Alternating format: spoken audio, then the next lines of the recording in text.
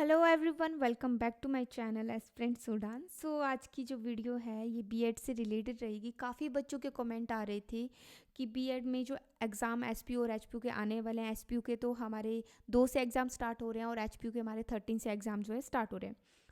तो first year के जो स्टूडेंट होते हैं उनको काफ़ी ज़्यादा दिक्कतें आती है कि हम पेपर कैसे लिखें, 16 मार्क्स का क्वेश्चन कैसे अटैम्प्ट करें ताकि हमें अच्छे मार्क्स आए, किस तरह से हमने लिखना है, मतलब इंट्रोडक्शन कैसे देनी है, कैसे मीनिंग लिखना है, कैसे डेफिनेशन लिखनी है। तो आज उसी के बारे में हम डिस्कस करेंगे। सबसे पहले अगर आपने हमारे चैनल को सब्सक्राइब नहीं किया, हमारे चैनल को सब्सक्राइब करें, वीडियो को ज़्यादा से ज़्यादा शेयर करें और लाइक करें। सो बात करते हैं वीडियो की। यहाँ पे मैंने जो आप मेरी स्क्रीन पे देख रहे हो, मैंने यहाँ पे ये जो लाइंस वाली जो स्क्रीन रखी हुई है ये मैंने इस हिसाब से रखी हुई है जैसे कि हमारी आंसर शीट है। यहाँ पे मैं बताऊंगी सिर्फ आपको कि 16 मार्क्स का क्वेश्चन आपने किस तरह से उसको प्रेजेंट करना है। तो हम करेंगे यहाँ पे 16 मार्क्स के क्वेश्चन को। सबसे पहले देखो कि कोई भी क्वेश्चन है, मान लो सपोज तुम्हें पैराडिजियम शिफ्ट जो है वो क्वेश्चन आया है, या कोई भी क्वेश्चन आपको यहाँ पे दिया हुआ है, कैसे आपने उसको लिखना है 16 मार्क्स का। क्वेश्चन में सबसे पहले कोई भी क्वेश्चन होगा 60 मार्क्स का, उसको सबसे पहले आपने इंट्रोडक्शन लिखनी है। उसमें इंट्रोडक्शन सबसे पहले आपने इंट्रोडक्शन दी, उसको आपने अच्छे से हाईलाइट करना है। अगर आप पेन और स्केच का यूज़ कर रहे हो तो ब्लैक और ब्लू पेन का यूज़ करना है। साथ में स्केच का यूज़ कर रहे हो तो स्केच भी ब्लैक या ब्लू ही स्केच आपने यूज़ करना है। वैसे मैं बताऊं तो आपको एक स्केच का यूज़ भी करना चाहिए, ब्लू स्केच का और ब्लैक पेन का। देन जो हमारा ब्लू पेन है उसका यूज़ करोगे तो आपको ज़्यादा बेटर रहेगा। सबसे पहले इंट्रोडक्शन में आपने उसको अच्छे से लिखना है, ब्लैक पेन से या स्केच से लिखोगे, जिससे भी आपको लिखना है वो लिखोगे। देन अंडरलाइन करोगे और यहाँ से आप यहाँ पे लिखोगे।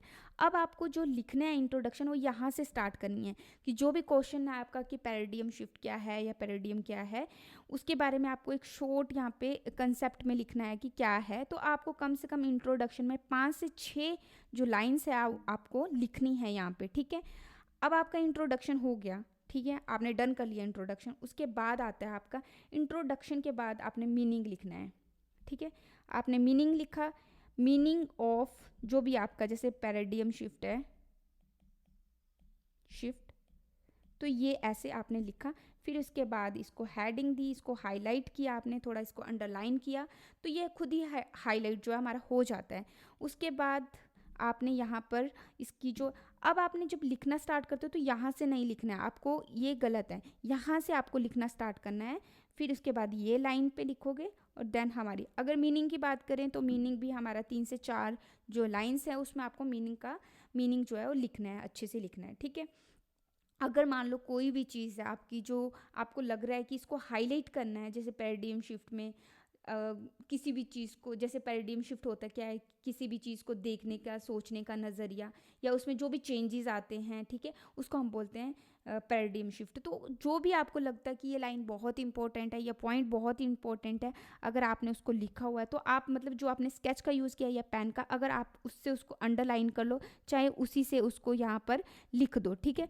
तो आप उसको करोगे तो ज़्यादा मतलब जो एग्जामिनर होता है, जो हमारा पेपर चेक कर रहा होता है, उसका ध्यान वहीं पे जाता है। उसको लगता है कि नहीं, कुछ उसको पता है उस चीज़ के बारे में, उसने हर कुछ नहीं लिखा है, तो वो अच्छा मतलब एक इम्प्रेसिव जैसा लगता है, ठीक है। देन हमारा नेक्स्ट अब बात करेंगे, अब हमने इंट्रोडक्शन दे दी, मीनिंग दे दिया अपना।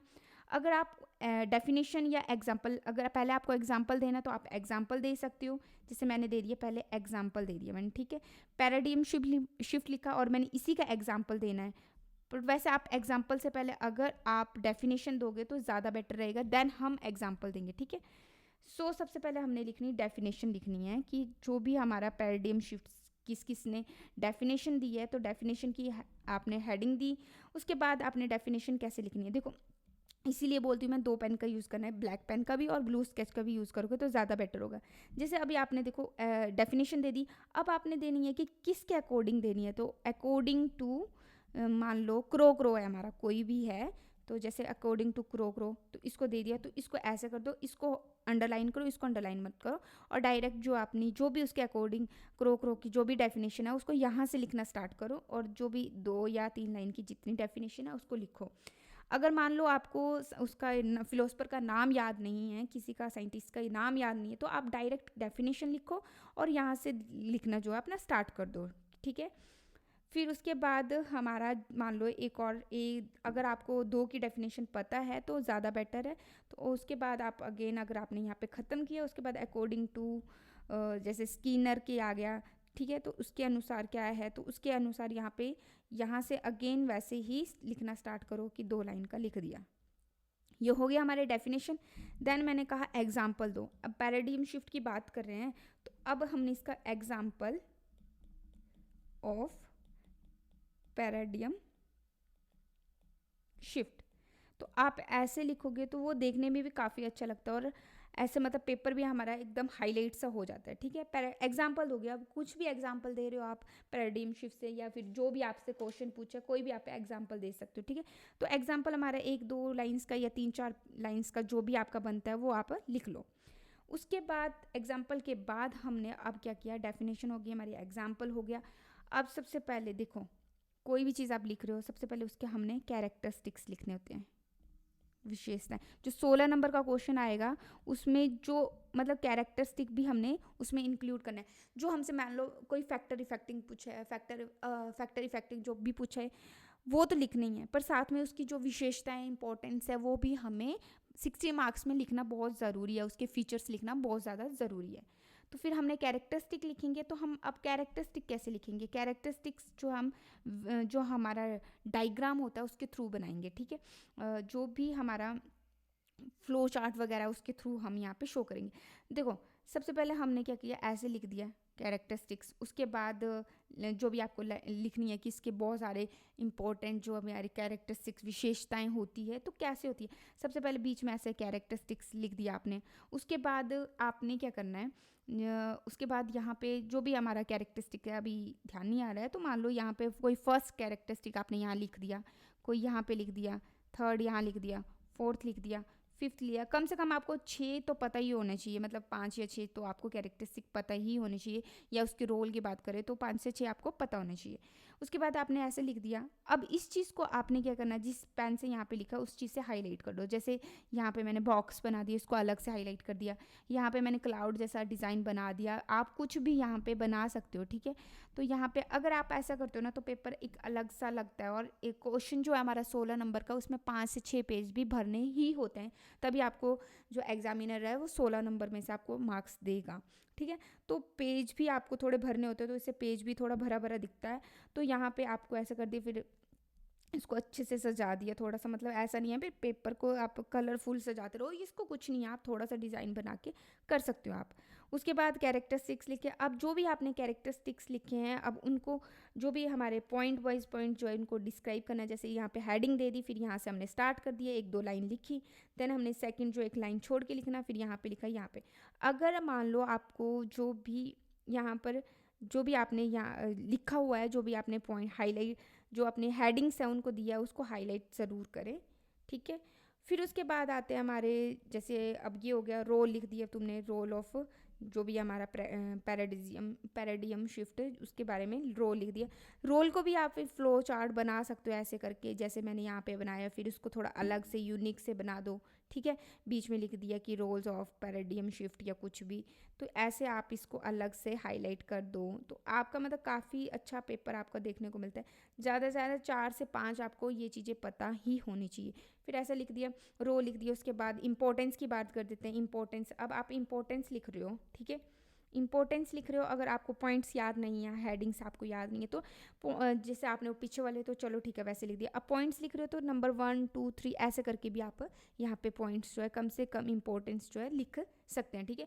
एक लाइन छोड़ के, बट ठीक है, एक लाइन छोड़ के अच्छा लगेगा, मतलब खुला खुला भी लगेगा और साफ सुथरा भी आपका पेपर जो है देखने में लगेगा, ठीक है। इंपॉर्टेंस होगी। अब आपको मेरिट्स या डीमेरिट्स इसके लिखने हो तो आप वो भी लिख सकते हो। मेरिट्स लिखे, 3 से 4 मेरिट्स होने चाहिए, और डीमेरिट्स भी अगर लिख रहे हो तो वो भी हमारे 3 से 4 जो है डीमेरिट्स होने चाहिए। लास्ट में अब क्या करना है, देखना है जो क्वेश्चन पेपर है उसमें जो भी क्वेश्चन दिया है वो आपने जितना उन्होंने कहा है उतना तो आपको लिखना ही है। मान लो उसको मेरिट्स दिए हैं तो मेरिट्स को अच्छे ढंग से लिखना है, उसने रोल पूछा तो रोल को अच्छे ढंग से लिखना है। बाकी एक्स्ट्रा आप जो भी लिख रहे हो इंपॉर्टेंस या कैरेक्टरिस्टिक वो भी आपने लिखने हैं, और वो जो पेपर में है वो तो लिखना ही लिखना है, ठीक है। 16 मार्क्स का पेपर होगा तो 16 नंबर का जो हमारा क्वेश्चन होगा तो कम से कम 5 से 6 पेज आपको भरने हैं, तो आप वो चीज़ देख लेना। लास्ट में आपको क्या करना है, कंक्लूज़न लिखना है, ठीक है। ये आपका कंपलसरी है, समझ लो, ठीक है। हर 16 मार्क्स के क्वेश्चन में कंक्लूज़न लिखना जो है कंपलसरी। ऐसा नहीं है कि आप मतलब 2 नंबर का क्वेश्चन आया उसमें कंक्लूज़न लिखने बैठे हो, नहीं।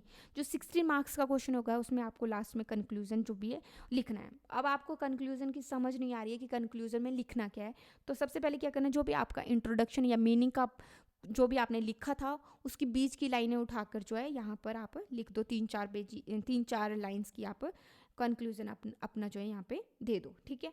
सो ये था हमारी वीडियो और ये है हमारा 60 मार्क्स का क्वेश्चन। अगर आप ऐसे ही अटैम्प्ट करते हो तो श्योर आपके जो है 13 से 14, 15 ये इतने मार्क्स जो आपके पक्का ही आएंगे, ठीक है। सो होप सो आपको मतलब जो पैटर्न है वो समझ आ गया होगा।